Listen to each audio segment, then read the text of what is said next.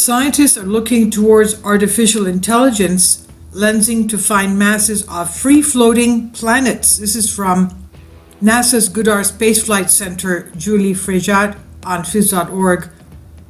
They're exoplanets, rogue planets. Now, these exoplanet hunters have found thousands of planets, most orbiting close to their host stars, but relatively few alien worlds have been detected that float freely through the galaxy as so-called rogue planets. They're not bound to any star. So it's not just asteroids and comets that are flying around, it's also these free-floating rogue planets. Many astronomers believe these planets are more common than we know, but that our planet-finding techniques have not been up to task of locating them. So you can imagine how scary this is. Most exoplanets discovered to date were found because they produce slight dips in the observed light of their host stars as they pass across the star's disk from our viewpoint. These events are called transits. NASA's Nancy Grace Roman Space Telescope will conduct a survey to discover many more exoplanets using powerful techniques available to a wide field telescope. The stars in our Milky Way galaxy move, and chance alignments can help us find rogue planets. When a free-floating planet aligns precisely with a distant star, this can cause the star to brighten. And during such events, the planet's gravity acts as a lens that briefly magnifies the background star's light. When Roman may find rogue planets through this technique, called gravitational microlensing, there's one drawback. The distance to the lensing planet is poorly known. Please support my Patreon account since YouTube has again demonetized my YouTube channel. The daily posts are 5 videos daily, and they are totally different from what I have on my YouTube channel. Thank you so much for your support and that you find all my content so interesting. You'll find the Patreon account details in the description box below.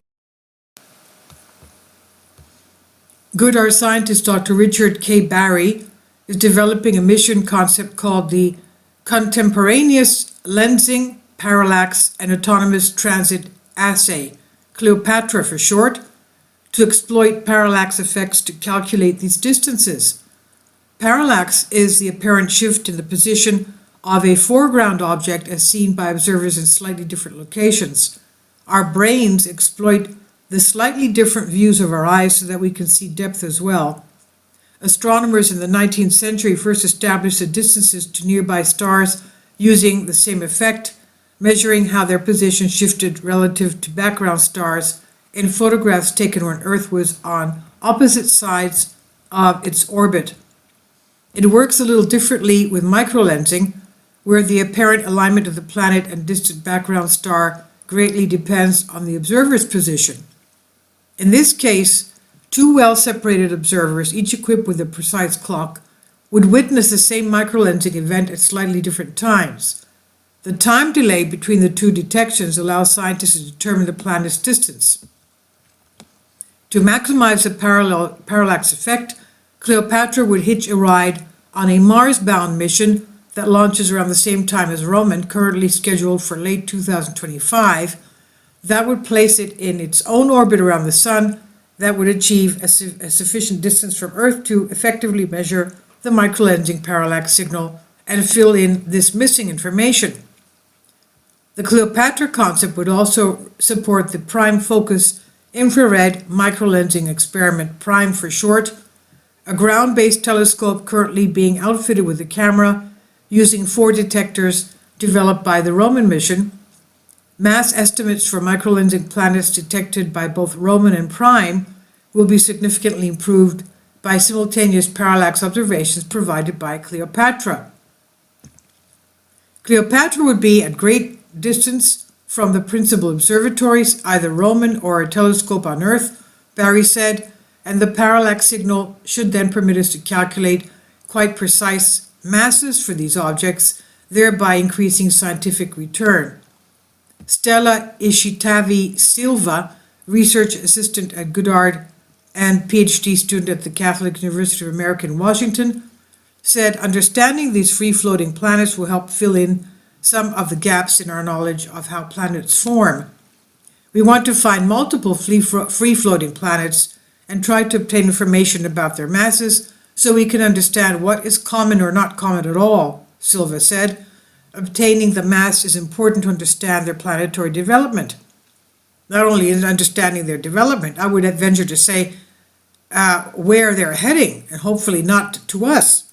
Now, in order to efficiently find these planets, Cleopatra, which completed a mission planning laboratory study at Wallops Flight Facility in early August, will use artificial intelligence. Dr. Greg Olmshek, postdoctoral researcher working with Barry, has developed an AI called Rapid Machine Learned Triage, RAMJET for short, for the mission. He said, I work with certain kinds of artificial intelligence called neural networks. This is what Olmshek said. It's a type of artificial intelligence that will learn through examples. So you give it a bunch of examples of the thing you want to find and the thing you want it to filter out, and then it will learn how to recognize patterns in that data to try to find the things that you want to keep and the things you want to throw away. Eventually, the AI learns what it needs to identify and will only send back important information. In filtering this information, RAMJET will help Cleopatra overcome an extremely limited data transmission rate, and Cleopatra will have to watch millions of stars every hour or so, and there's no way to send all that data to Earth.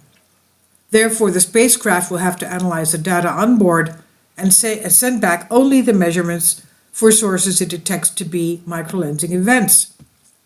Cleopatra will permit us to estimate many high-precision masses for new planets detected by Roman and Prime, Barry said, and it may allow us to capture or estimate the actual mass of a free-floating planet for the first time, never been done before. So cool and so exciting. Really, it's a new golden age for astronomy right now, and I'm just very excited about it, he said.